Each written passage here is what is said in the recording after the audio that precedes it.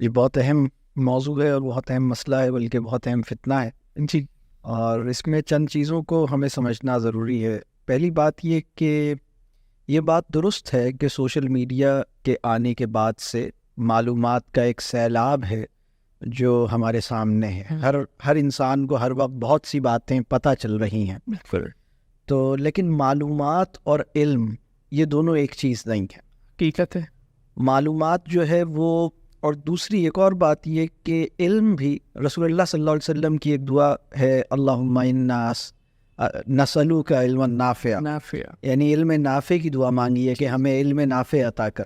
اس دعا سے یہ پتہ چلتا ہے کہ ایک اور علم بھی ایگزسٹ کرتا ہے جو کہ غیر نافع ہے۔ بالکل تو سوشل میڈیا پہ جو انفارمیشن مل رہی ہے وہ اس کا بڑا حصہ علم غیر نافع پہ مشتمل ہے، اور انسانوں کا معاملہ یہ ہے کہ دو مسائل ہیں انسانوں کے ساتھ۔ ایک مسئلہ تو وہ ہے جو پوری دنیا کے انسانوں کے ساتھ ہے، اور وہ ہم سب کے اندر ایک مسئلہ ہے ہمارے نفس میں، اور وہ ہے حب جاہ، یعنی شہرت کی، تشہیر کی اور نمائش کی، نمود کی ایک تمنا ہمارے اندر موجود ہے۔ ہم اپنے اندر کے مطلب وہ چاہتے ہیں کہ ہماری ذرا سا ہم کہیں سامنے آئیں۔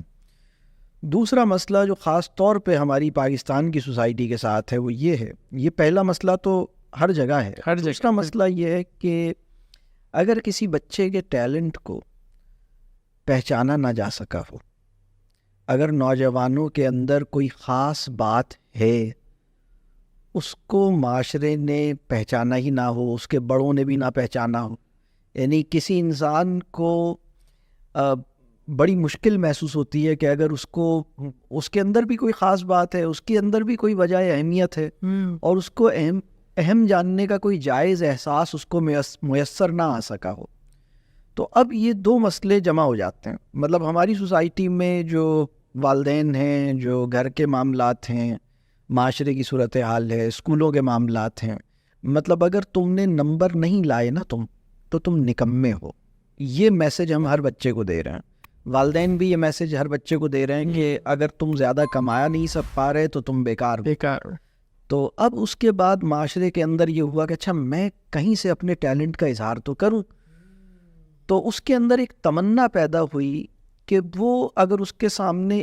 جیسے ایک کھلونا آ گیا، ایک ٹول آ گیا جس پہ پتہ لگا کہ میں اس کو اپنی طرف کرتا ہوں، اس کا بٹن آن کرتا ہوں تو میری ویڈیو بننے لگتی ہے، وہ لائیو جانے لگتی ہے، تو اب حب جاہ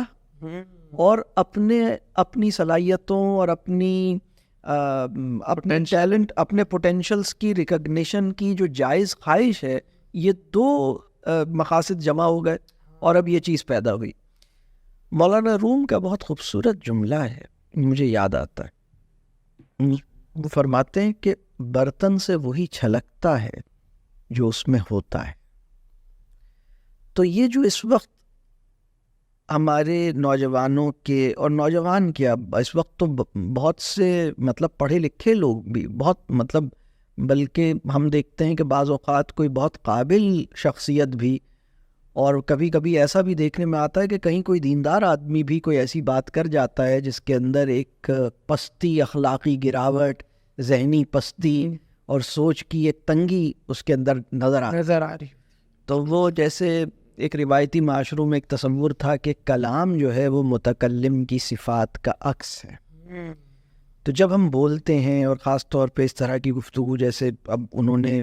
وہ جو کانٹینٹ، آپ کا بالکل صحیح آپ نے فرمایا کہ کانٹینٹ جو پروڈیوس ہو رہا ہے اس میں بہت ہی ایک بے حیائی کا ایلیمنٹ ہے، ایک پھکڑ پن کا ایلیمنٹ ہے، ایک بہت ہی گھٹیا درجے کا ایک مطلب وہ ایک ذوق کی پستی ہے اور گھٹیا درجے کا مذاق ہے۔ تو وہ جو چیز ہمیں جو ایک شیلونیس نظر آتی ہے نا، جو ایک کھوکھلا پن نظر آتا ہے، وہ بہرحال باہر آ رہا ہے، اور وہ ہر آدمی چاہتا ہے کہ وہ جیسا بھی ہے بس وہ مطلب ایک عجیب و غریب سا ایک ماحول ہے، اور اس کی وجہ سے جیسے ایک شور سا پیدا ہو گیا ہے، ایک بہت مطلب ڈسٹربنس ہے۔ میں نے ایک کسی ادارے میں مجھے انوائٹ کیا کسی یونیورسٹی میں، تو میں بچوں سے بات چیت کر رہا تھا، میں نے کچھ سوالات پوچھے، میں نے بچوں سے یہ پوچھا کہ یہ بتاؤ کیا یہ ممکن ہے کہ کوئی آدمی بہت بڑا ہو، بہت قابل ہو،